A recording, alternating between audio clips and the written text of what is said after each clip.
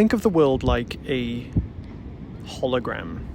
So the first thing that we want to think about is that existence is, and this seems like such a mediocre fact, but this is actually the most profound fact, that if we understand, it is like the fabric of everything else that we understand. So the thing to see is just this simple thing: existence is. There is something rather than nothing.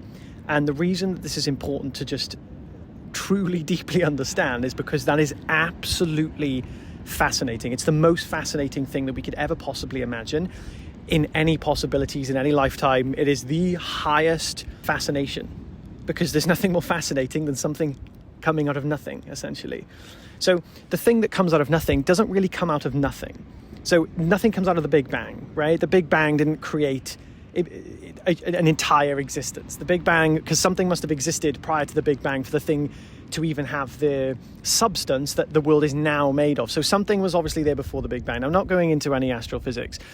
We just want to look at the raw facts of this experience, because we cannot take any truth about anything else other than the direct experience that we're in. This is the primary focus of any scientific experiment, is to base it on the facts that we're currently experiencing.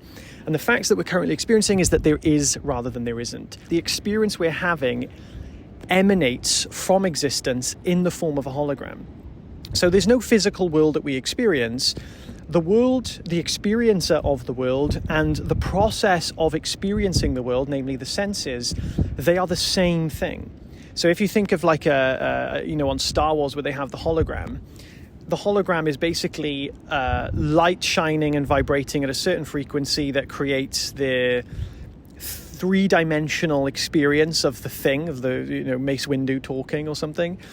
And life is pretty much the same, except instead of witnessing the hologram from a second person point of view, like we don't look at the hologram and the hologram's there, we are both the experiencer of the hologram and the hologram itself all in one. So our experience of the body, we usually think that the body is like some kind of moving entity, and we have a consciousness in the head, and the head looks out into a separate world and we see the world. But this isn't actually true. The thing that we have to see is that in your experience right now, you have thoughts and you have perceptions. Now, you can pause the video and just double check this. There is nothing else to your experience other than thoughts and perceptions. Even memories are in the form of a perception.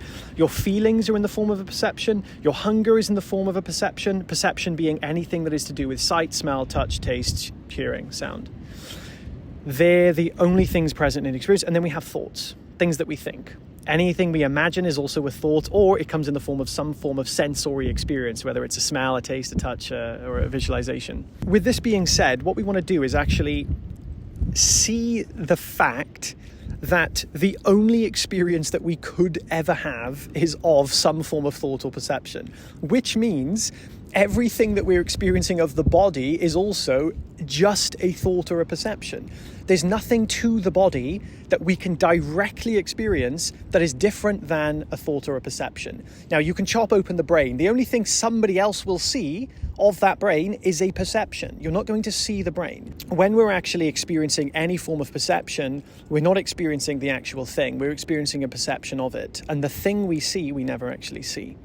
The same is with the body. We sense the body. We say, yes, I have a body. I can touch it. It's right here. But the thing we're touching it with is itself a sensation. If you close your eyes right now and experience the hand that you're touching your leg with, it is itself a sensation. There's nothing else to it. Now, you have to do this clearly. You have to take away the thought about a hand, because that's applying another concept, which is a thought. Thought and perception. They combine.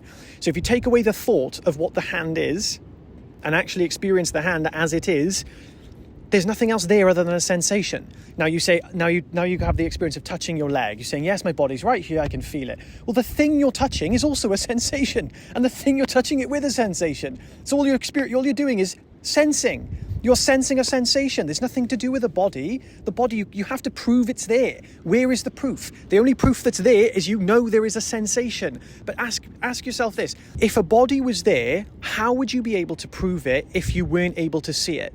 All you would have is a sensation. Now try and find the shape of the sensation. If you remove the concept hand, try and find an edge to the sensation that you feel called your hand.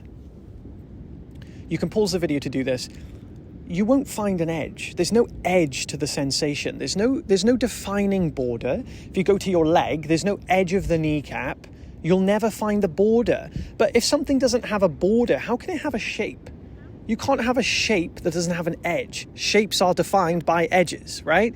It looks like there's a shape to a cloud, but if you go to the cloud, there is no shape to the cloud. From a distance, it looks like it has a shape, but it doesn't. It's the same with our body.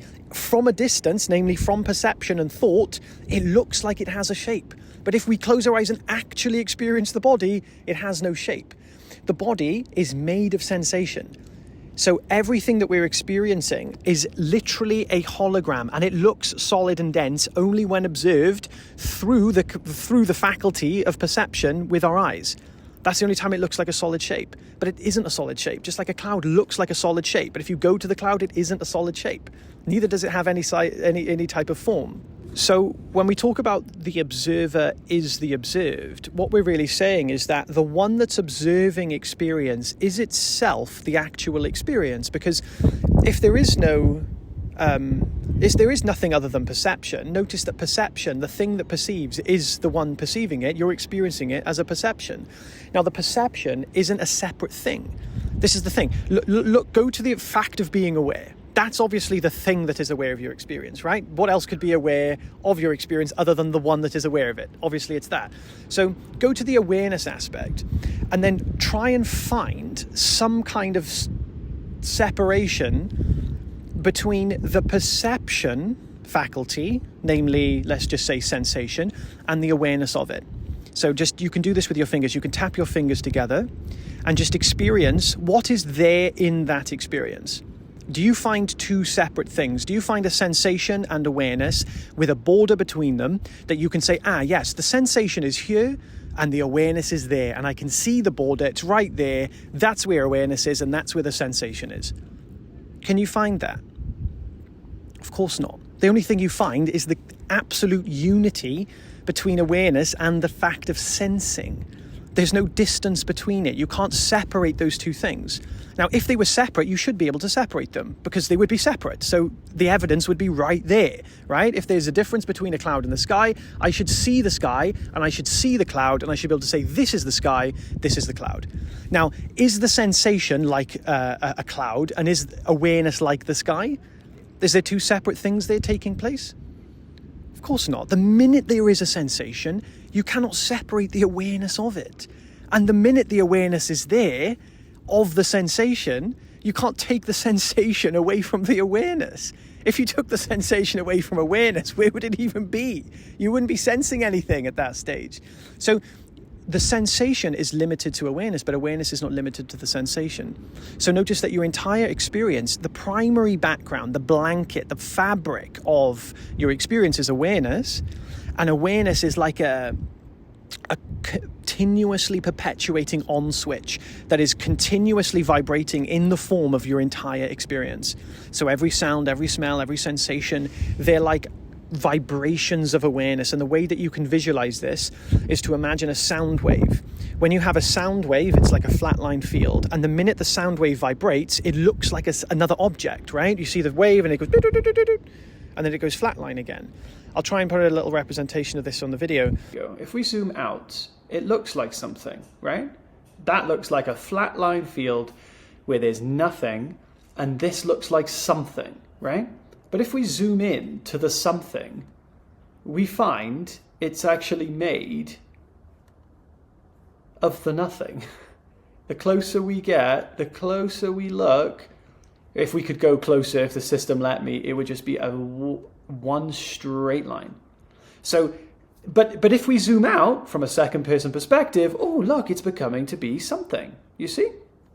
Absolutely nothing becomes absolutely something. So reality is essentially absolutely unmanifest, pure creative potentiality that vibrates. The closest English words we can use for this is that it vibrates. Our entire experience is a vibration. That's the closest word. I'm not saying it's exactly a vibration, like if I was to ding a bell, but it's a vibration like. And we only experience it as the something, right? Which is what we call, this is like an object, right? The objects in the world. We have nothing, which is pure consciousness. The object appears only from a second-person point of view. A sound wave is like a 2D hologram. Now, we are, this experience, vibrating consciousness like a 3D hologram, except we're not viewing it from another point of view. We are that which is viewing it inside itself. So this is why the observer is the observed, because the thing we're looking at, we're not looking at it from another point of view, looking at something separate. We are the thing we're observing, and we are the one observing it.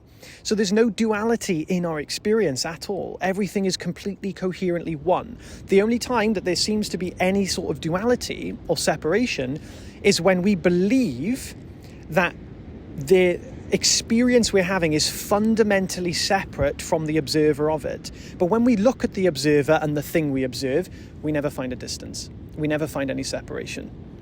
The separation vanishes. So I have a free community. The link is in the description if you'd like to join. I have a mastermind. I take people through these about 4 times a week. This process is heavily devoted to integrating this understanding into the world, so it's not just a load of conceptual jargon. We actually live that way. And that's my priority with the community. So if you want to join, link's right there. Thank you for listening, guys. Take care. Bye.